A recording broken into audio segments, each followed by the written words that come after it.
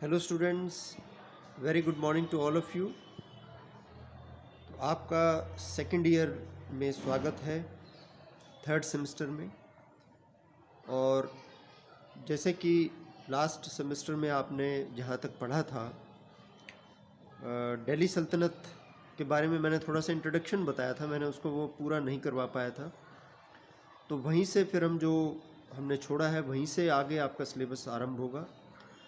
आपके पेपर का जो टाइटल है इस बार वो हिस्ट्री ऑफ इंडिया 1526 टू 1707 है।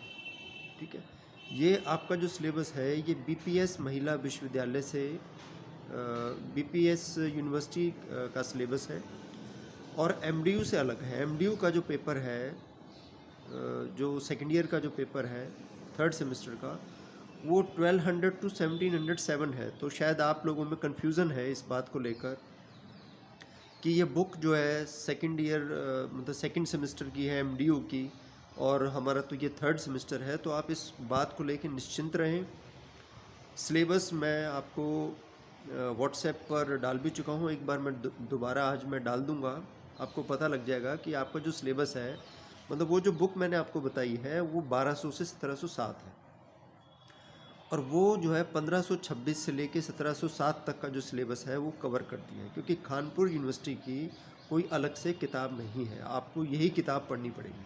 ठीक है, किताब स्टूडेंट की आप लेना चाहते हैं तो वो ले लें, चाहे लक्ष्मी की लेना चाहते हैं वो ले लें, वो आपकी मर्ज़ी है, चाहे मॉडर्न की, मतलब जो आपको पढ़ने में ठीक लगती हो। लेकिन वो जो टाइटल है पेपर का उसको आपको ध्यान रखना है। ठीक है, तो आज जो हम सिलेबस का इंट्रोडक्शन मैं आपको बताना चाहूँगा कि सिलेबस में क्या क्या चीज़ें हैं। पैटर्न वही है, 100 नंबर का आपका पेपर होगा।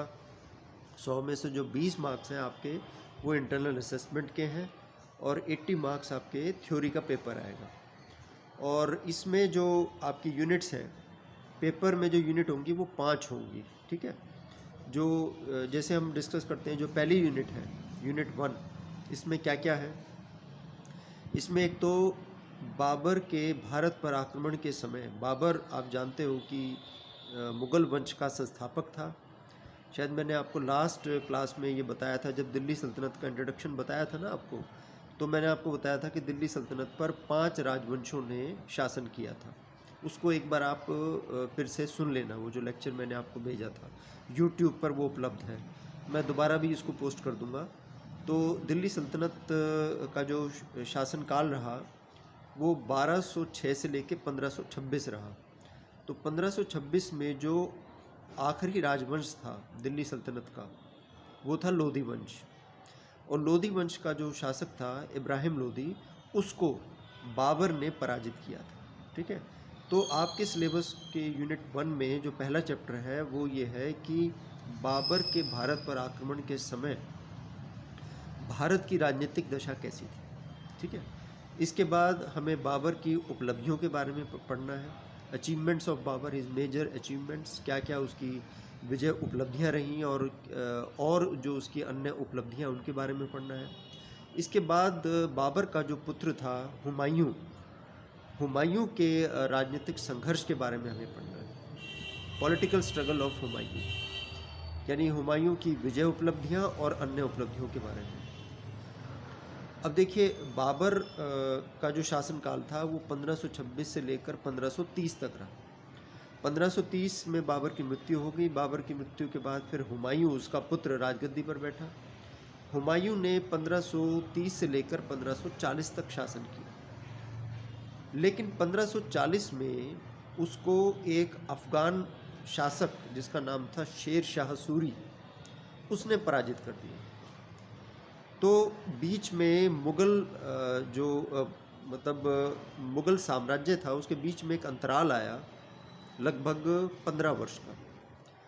1540 से 1545 तो शेरशाह सूरी ने शासन किया, और 1545 से लेकर 1555 तक शेरशाह सूरी के उत्तराधिकारियों ने शासन किया। इसको बोलते हैं सुर अंतराल, सुर इंटरजेरम, मतलब कि बीच में 15 साल मुग़लों ने अपनी सत्ता खो दी थी। शेरशाह सूरी ने 1540 से 1545 तक शासन किया, उसके बाद उसकी मृत्यु हो गई। 1545 से 1555 तक कुछ अन्य शासक रहे और 1555 में हुमायूं ने अपनी खोई हुई शक्ति को पुनः प्राप्त कर लिया और उसने लगभग 1 वर्ष तक शासन किया। 1556 में उसकी मृत्यु हो गई। ठीक है, तो ये तो बात की मैंने अभी हुमायूं की। अब जो शेर शाह सूरी जिसकी मैंने बात की है, शेर शाह सूरी के शासन प्रबंध के बारे में, उसकी विजय उपलब्धियों के बारे में वो हम इस यूनिट में तफसील से पढ़ेंगे, डिटेल में पढ़ेंगे। ठीक है, तो जो आपकी पहली यूनिट है उसमें आपको 3 शासकों के बारे में पढ़ना है। 2 तो मुग़ल शासक हुए और 1 अफ़गान शासक। मुग़ल शासक कौन था? हुमायूं, बाबर और हुमायूं। और अफ़गान शासक कौन था? शेर शाह सूरी। ठीक है, ये यूनिट 1 है आपकी। इसके बाद आते हैं हम यूनिट 2 पे। तो यूनिट 2 पे हम ये पढ़ेंगे कि किस तरह से मुग़ल साम्राज्य का सुदृढ़ीकरण हुआ, कंसोलिडेशन एंड एक्सपेंशन।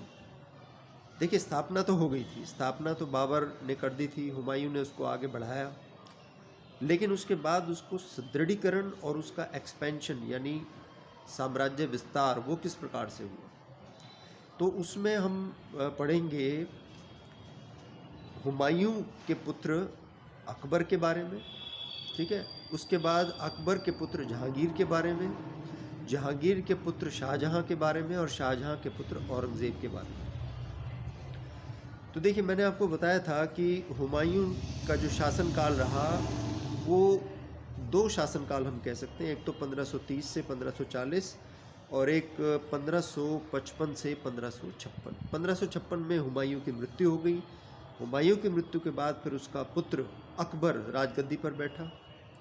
अकबर के बारे में आपने पहले भी पढ़ा होगा, सुना तो होगा ही डेफिनेटली, और बहुत सी फिल्म्स और बहुत से नाटक अकबर पे बने हुए हैं। जैसे फिल्म भी है जोधा अकबर, और नाटक भी आते रहते हैं अकबर के बारे में। तो अकबर का जो शासनकाल था वो लगभग 1556 से लेकर 1605 तक रहा। आप ये देख लीजिए कि 50 वर्ष के आसपास उसने जो है शासन किया। अकबर का शासनकाल काफ़ी महत्वपूर्ण रहा। हम अकबर की धार्मिक नीति के बारे में पढ़ेंगे, अकबर की राजपूत नीति के बारे में पढ़ेंगे और अकबर की विजय उपलब्धियों के बारे में भी हम इस यूनिट में पढ़ेंगे। इसके बाद जहांगीर आता है। जहांगीर का शासनकाल लगभग 1605 से लेकर 1627 तक रहा। उसके बाद उसका पुत्र शाहजहां, शाहजहां का जो शासनकाल था वो 1627 से 1658 तक रहा। शाहजहां के बाद फिर औरंगज़ेब आया, औरंगज़ेब उसका पुत्र था। 1658 से 1707 तक जो है औरंगज़ेब ने शासन किया। तो एक तो अकबर ने लगभग 50 साल शासन किया और लगभग औरंगज़ेब ने भी 50 साल ही लगभग शासन किया। तो इन सब की जो है विजय उपलब्धियों के बारे में, जैसे अकबर, जहांगीर, शाहजहां, औरंगज़ेब की विशेष रूप से धार्मिक नीति के बारे में और उसकी राजपूत नीति के बारे में, उसकी विजय उपलब्धियों के बारे में। जहांगीर और शाहजहां का जो शासनकाल था वो कम था, लेकिन इस बात से उनका शासनकाल महत्वपूर्ण है कि उस काल में काफ़ी कल्चरल डेवलपमेंट हुआ। जैसे Jahangir was a very good painter, बहुत अच्छा चित्रकार था स्वयं, और चित्रकारों को संरक्षण दिया करता था।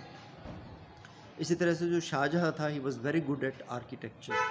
भवन निर्माण कला उसके काल में बहुत जो है उसकी उन्नति प्रगति हुई। आपने देखा शाहजहां के जो बनाए हुए मॉन्यूमेंट्स हैं वो आज कितने महत्वपूर्ण हैं। जैसे ताजमहल है और दिल्ली का लाल किला है, दिल्ली में ही लाल किले के सामने जामा मस्जिद है। तो वो सब आर्किटेक्चर जो है वो आज भी हमें देखने को मिलता है। तो आपका जो सिलेबस है मैंने आपको बताया 1707 तक। तो इसके बाद हम पढ़ेंगे, औरंगज़ेब का शासनकाल 1707 तक था। तो इसके बाद फिर हम पढ़ेंगे decline of the Mughal empire, कि मुग़ल साम्राज्य का पतन किस प्रकार से हुआ। ठीक है, उसके कारण पढ़ेंगे। और फिर मुग़ल काल में जो कुछ संस्थाएं थी, जैसे कुछ एडमिनिस्ट्रेटिव यूनिट्स थी, प्रशासनिक संस्थाएं, जैसे कि मनसबदारी प्रथा, जागीरदारी प्रथा, ज़मींदारी प्रथा, इनके बारे में हम डिटेल में पढ़ेंगे इस यूनिट में। तो ये आपकी 2 यूनिट के बारे में अभी तक मैंने आपको बताया। इसके बाद जो लास्ट यूनिट है आपकी, यानी 3rd यूनिट, थ्योरी की जहाँ तक बात है, मैप और छोटे क्वेश्चन अलग हैं, तो थर्ड यूनिट में आपका अब हमें ये पढ़ना है कि मुग़ल काल में, क्योंकि ये मुग़ल काल था 1526 से लेके 1707 है, एक तरह से ये हिस्ट्री ऑफ मुग़ल इंडिया है।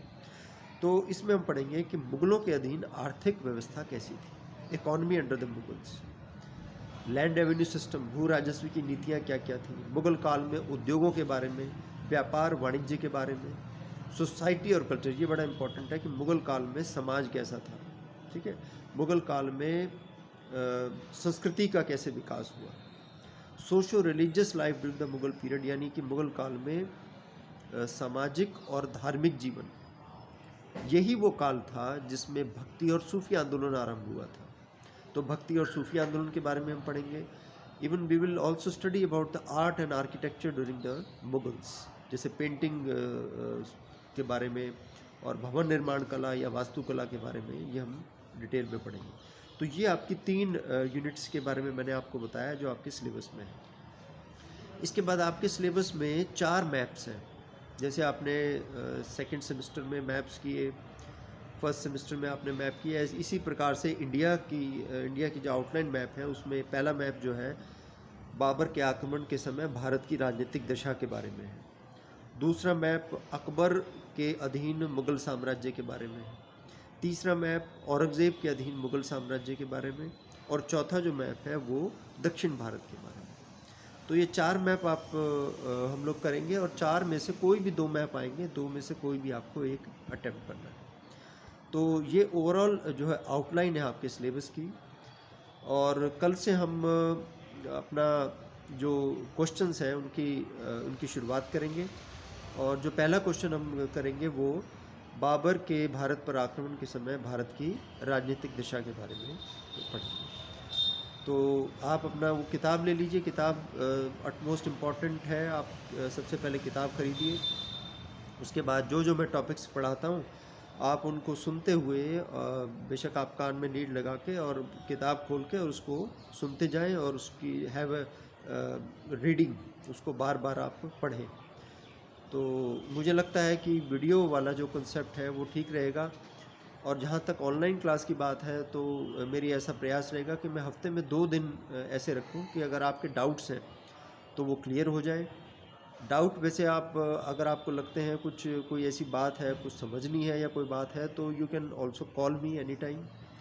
और मतलब वैलिड टाइम, ऐसे नहीं कि आप शाम को 8 बजे कॉल कर रहे हैं। आप दिन में आप कभी भी आप कॉल कर लें, मैं उसी समय मुझे पता होगा तो मैं आपको तब बता दूंगा, और नहीं तो मैं आपको खुद कॉल कर लूँगा। और जहाँ तक और डाउट्स की बात है तो मैं हफ्ते में 1 या 2 दिन ऐसी क्लासेस जो है ना ऑनलाइन, जिन लोगों को जो जुड़ना चाहते हैं उसमें वो जुड़ सकते हैं। ठीक है, हफ्ते में 1 दिन ऐसे निश्चित कर देंगे। Thank you very much.